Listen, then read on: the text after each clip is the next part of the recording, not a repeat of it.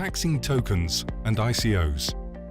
Geraldine Schembri, EMCS. Matthew Zampa, Zampa Debattista. Steve Gingell, PwC. Wayne Pisani, Grant Thornton. Moderated by Ramona Azzopardi, WH Partners. Good afternoon, everyone. Today's panel will be discussing taxation and cryptocurrencies and ICOs. We're very lucky that yesterday, the Inland Revenue Department in Malta published the much-awaited guidelines on how to tax ICOs and cryptocurrencies. The guidelines were in the form of a guidelines, not an ad hoc legislation, because obviously if we legislate in the form of a law, since the technology is changing continuously in the form of a guidelines, it's better to keep up with the new technology all the time. The guidelines are split into three forms. There's a guideline on income tax, a guideline on VAT, and a guideline on duty on documents. They are very detailed, and they give us some clarity from a Maltese point of view how ICOs are taxed now in Malta. ICOs, but also exchanges, digital wallets, and also income with respect to mining. So my first question is to Geraldine, and it is in respect to income tax in Malta, so income tax and ICOs. Okay. The guidelines themselves, they distinguish between ICOs for utility tokens, security tokens, and also coins. Can you give us a bit your take on this? Okay. They introduce them into coins and tokens. They describe financial tokens, which are security tokens, and they go into detail a bit more. It's akin to the financial instrument test. And they also talk about utility tokens, which are not the same as defined in the Virtual Financial Asset Act. There are two paragraphs which address the initial offering or token generation for financial tokens, and there it comes out clearly that there is no tax consequence. They basically describe that there is no income at that stage, so it doesn't trigger a tax consequence, and there is no transfer for capital gains purposes. However, when we come to the utility token, I think a bit of clarity needs to be explained. They explain a utility token as something that can eventually be used for the purchase of goods or to acquire benefits or else to provide a service. And it explains that gains or profits realized when purchasing these goods, the services or whatever are recognized as income. I think it's a bit important to go a bit into the accounting. For tax purposes, revenue is linked to the accounting, and under IFRS 15, it's called recognition of contracts with customers. It does touch a bit on how to account when you do not execute the service immediately. So basically what you do is, if you've raised, for example, 10 million, you don't immediately recognize that 10 million as income. You recognize it as a future performance obligation, and then you recognize your income when you are practically cashing the tokens. And therefore, even for tax purposes, that's when you trigger a tax consequence. What we're saying is that from a security token point of view, the income collected is considered as capital, therefore there's no tax on consequence. But for utility tokens, it's different. You record it, but there's no tax consequence when you eventually collect the money from the ICO, but you trigger tax events as the tokens are being utilized. Obviously, ICOs who are set up in Malta and are issuing utility tokens, at the end of the day, they'll benefit also from the corporate tax regime here in Malta. Exactly. So I was going to explain that you apply all the normal rules in terms of deductions, in terms of taxation. You need to be careful that tax is paid at 35%. You get a refund when there is a distribution of profits to the shareholders. So obviously there needs to be appropriate planning, not to trigger tax leakages, and that you need to have appropriate reserves to distribute. Thank you, Geraldine. A related question. Some of our clients have asked us over these past months, what if I start a project with an ICO, but then for decentralization purposes, I transfer my project, the platform, the software that I've created, to another entity, to another company, to a foundation, a purpose foundation, which is very common in this sphere. What are the tax implications there? And Steve, what's your take on this? So what are the tax implications, and what do our clients need to think about when they're thinking about transferring the whole project? Okay, I think it's very important, especially like other spheres, so it's not specifically related to this particular industry, that you plan ahead before you carry out the transactions. And I think many times what we find is that the client comes with a fait accompli, and really it triggers certain tax results which were unintended, and unintended for the taxpayer, and in certain cases unintended by the law itself. Again, here the legislation, one has to apply the existing principles of the legislation. So there isn't any specific rule, any special rule that would apply to this particular set of circumstances. If you are in a situation where you have the issuer of the token who is essentially passing on the platform to a third party, and in that transfer he is releasing himself from the obligation, say, to perform in terms of that contract. For example, in the case where you have a utility token being issued and therefore you have a service obligation at some point in the future, and you are releasing yourself from that, then potentially there, yes, there could be tax implications that could arise. There could be a tax charge that arises.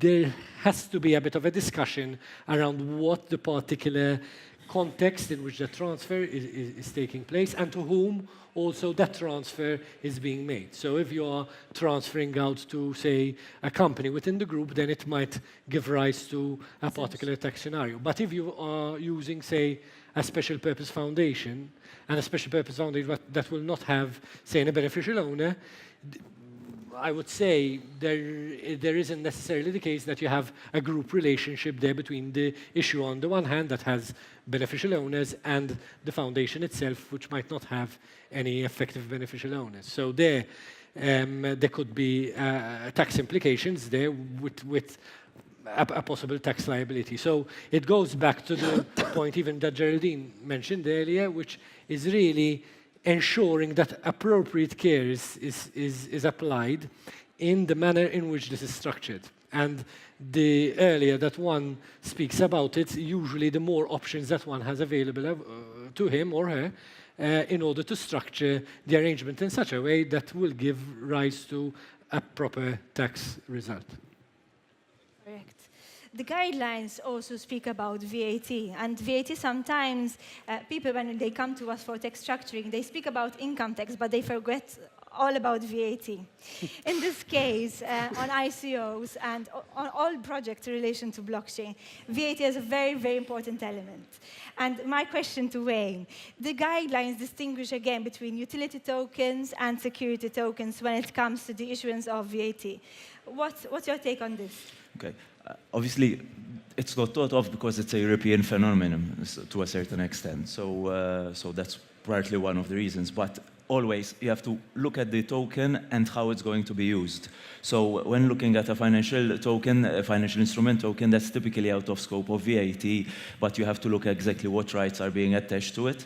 When you're looking at a utility type token, you have to see at what rights, what goods or services are actually attached to that to the kind of token.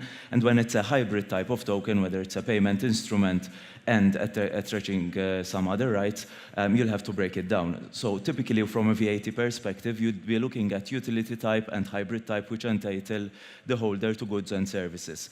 Now, the aspect which needs to be seen is you have to identify whether we're dealing with a transaction upon issuance, a change of hands, or else upon redemption. Now, what that entails is that upon issuance, when you're in an ICO environment, when funds are being raised, the funds which are being raised are typically going to be deemed inclusive of any VAT, irrespective of the rate which would be applicable based on the place of supply rules which would apply, and that would vary depending on whether the rights attached to that utility token are a good or a service.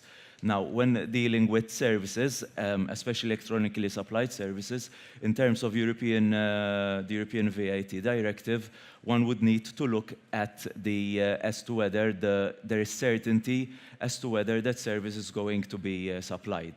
And the reason why this is important is because there's then the vouchers directive, because typically a utility token will be categorized even in terms of the guidelines as vouchers, and if it's a single purpose voucher, which means a voucher where the consumption is clear and the VAT rate is clear as to where it's going to happen, then VAT is to be accounted for upon issuance of the token. But if the token can change hands and therefore the user, the redemption is not clear, then the VAT point, the accountability for it in terms of reporting to tax authorities is delayed until redemption.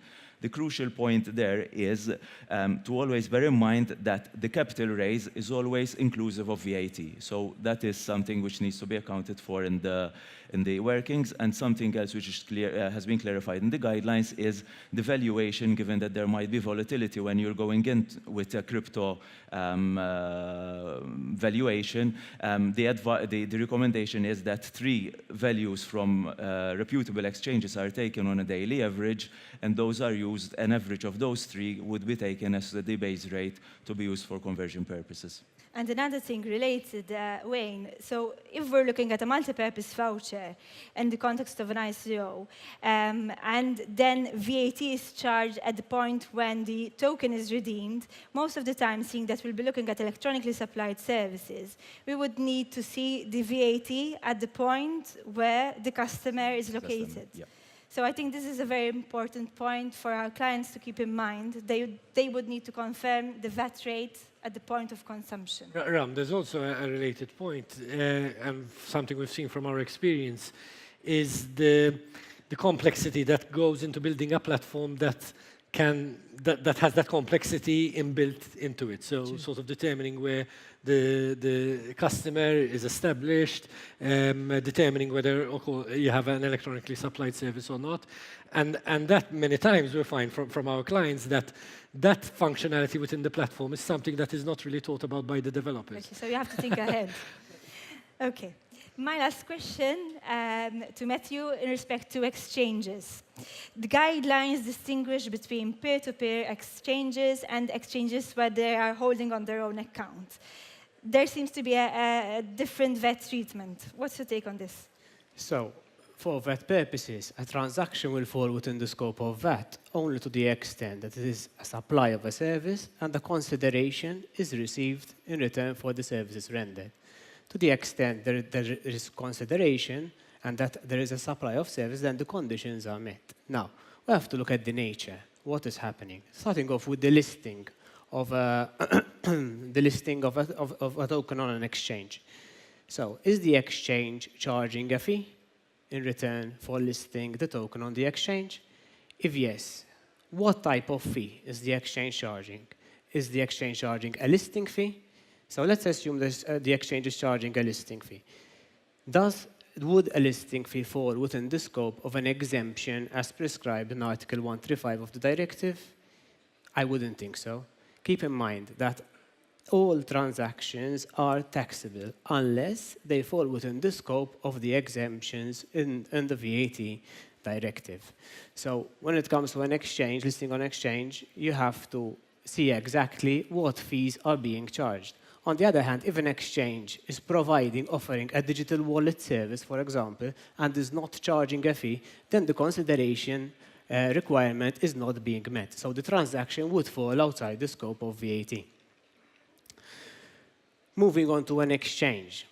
The first thing that we need to address is how the exchange is operating. What type of exchange? Is it offering a platform, which is offering a sort of facilitating a P2P transaction, a person-to-person transaction, or is it essentially an exchange whereby the company would be buying a coin and selling a coin? So the VAT treatment would have to be determined on the basis of the characteristics of the exchange. In the first instance, for example, if it's if it's offering a platform, okay, via which persons who own coins or tokens can exchange them, then such a transaction, given that there is minimal human intervention, okay, and it's essentially automated, would be classified as a technological service. As a result, the transaction would be deemed to be taxable. Taxable in the country where the customer is established, because it is a B2C transaction and it would be classified as an electronically supplied service. On the other hand, if, for example, you have an exchange which is buying Bitcoin and selling Bitcoin, that is deemed to be a transaction concerning currency, to the extent that the company buying the Bitcoin and onward selling it to individuals or companies is a transaction concerning currency, then the transaction would be classified as exempt without credit. So what we need to keep in mind is not there's one size fits all, an exchange is exempt or an exchange is taxable. We have to look into more detail to understand exactly what the exchange is doing and how the exchange is operating. Keep in mind that in order to analyze a transaction for VAT purposes, we need to understand who is providing the supply and to whom, what is the nature, where is the place of supply, does an exemption apply, and finally, who is liable for the payment of the VAT. I think the guidelines, they're much clearer on this point of the exchange. For example, we had question marks before, what is exempt or not. So even from an input point of view, whether the clients can be able to recover VAT or otherwise.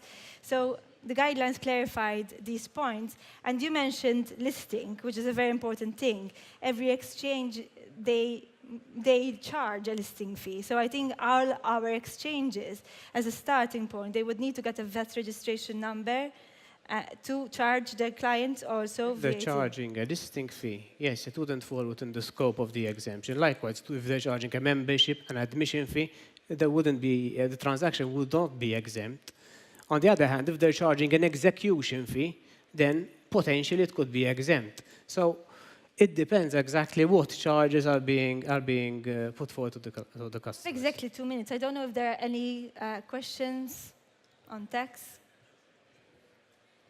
Friday afternoon. Afternoon. Okay, no questions. Thank you so much for our panel. Thank you.